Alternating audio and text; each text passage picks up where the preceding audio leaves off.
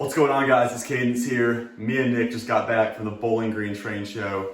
We got a bunch of stuff that we're going to show you that we bought today, so let's take a look. First of all, my signal obsession obviously came through. I got these semaphore coasters. These are staying with me. These are not going to the store. Those are going right to my dorm. So I'm excited to have those. We also got a bunch of miscellaneous freight cars here. Some of these are going to go to the store. Some of these I'm going to hang on to for a little bit. We got a few different ones that I've never seen before, like this Atlanta and West Point. This really cool L&N hopper. Excited to have those.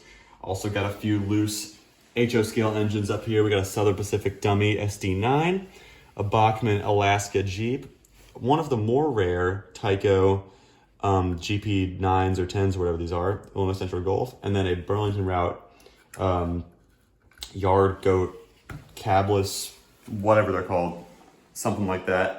And then over here, as you guys know, I'm trying to get more into the higher end train market. So we got an Athearn South Shore GP40. We got an L&N Proto 1000. Of course, we always got some blue box stuff. Nice Tyco Clementine up there.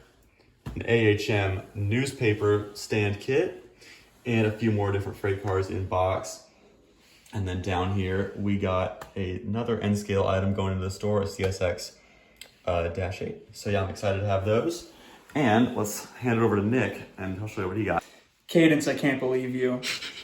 Welcome to my lot, my pull from this wonderful train show up in Bowling Green, Kentucky.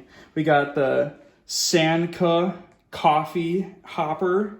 We got the Santa Fe boxcar, shock control. We got the Milwaukee Road SD9. By Athearn. We got an Athearn kit of the ball line, like the mason jar company.